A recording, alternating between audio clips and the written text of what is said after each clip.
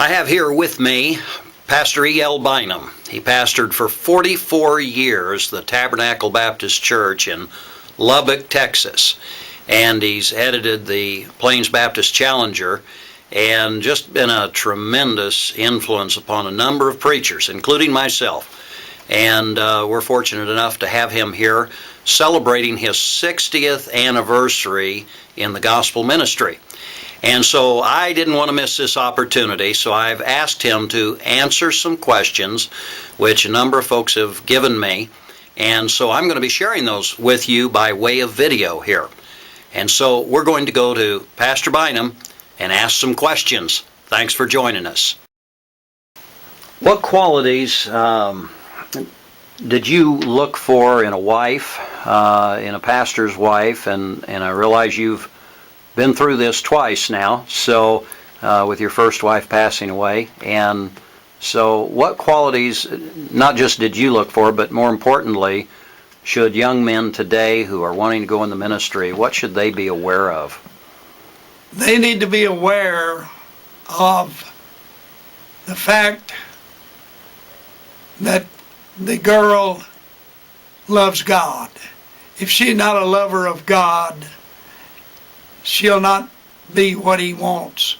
You need to look at her mother and her father and her background. That doesn't mean that women that come from a bad background have to be bad themselves. I've seen many exceptions. In fact, my first wife, her father did not go to church. He claimed to be a Methodist and claimed to be saved, but I doubt seriously if he ever was. And her mother was just a very soft Christian. I believe she was really saved, a Baptist. But when I got married the second time, which I had to make some very strong decisions, I knew one wrong move would finish my ministry. And I waited upon the Lord. And I certainly prayed that the Lord would hurry up. But I wanted someone that loved God, someone that loved people, someone that could meet people, someone who would love me, someone I could love. And if a young man needs to look at a girl and ask himself, would I want her to be the mother of my children and raise the children that I begat? That's very important, because if you just go for outward beauty and someone that may be a lot of fun to be around, that's not necessarily the right person. It has to be a person that loves God. Somebody that has a sense of humor that you can have fun with, but that's not the biggest thing. Someone that really loves God and wants to serve God and wants to reach people, has your vision. I don't necessarily believe that God calls preachers' wives, but I believe God directs the preacher and the life of the lady as he desires that will be the right kind of a wife. But you better pray fervently about that and make sure that you are prepared to spend the rest of your life with her, whether it be 50 years, 60 years, or 70 years.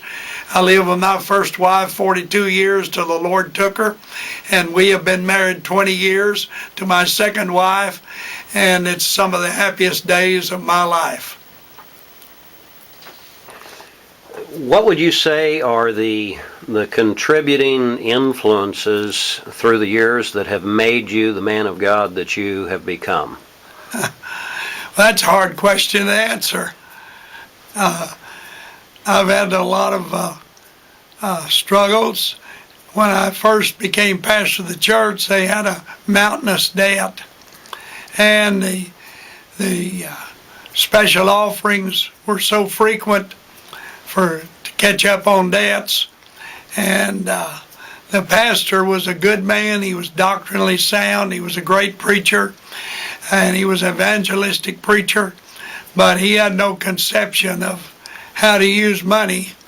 And So he got in the church in a big debt. They built a new building, and they owed $110,000 on that building, and they had bonds that had been sold, and they had a second lien on parking lots, and he just couldn't take it anymore, and that's the reason he resigned.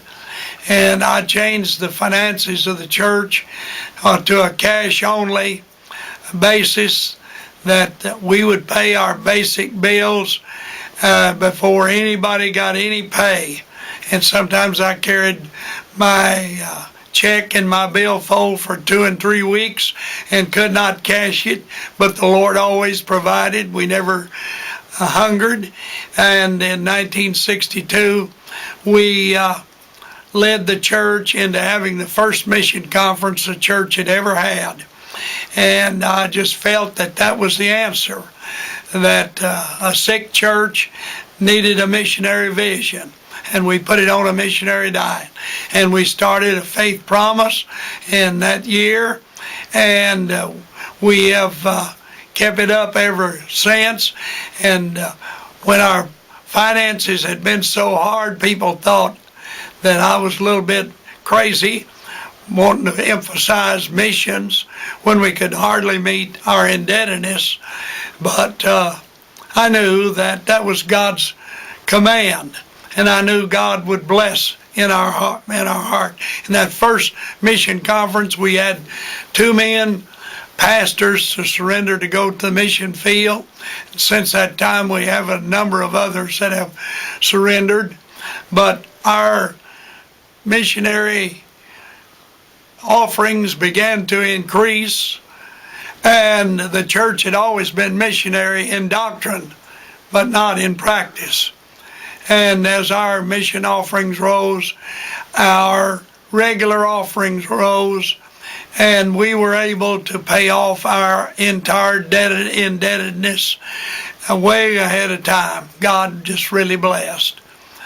And those things had a profound influence on my life that made me to really believe that God would bless a missionary church. And it made believers out of our church members that God was really into a missionary program.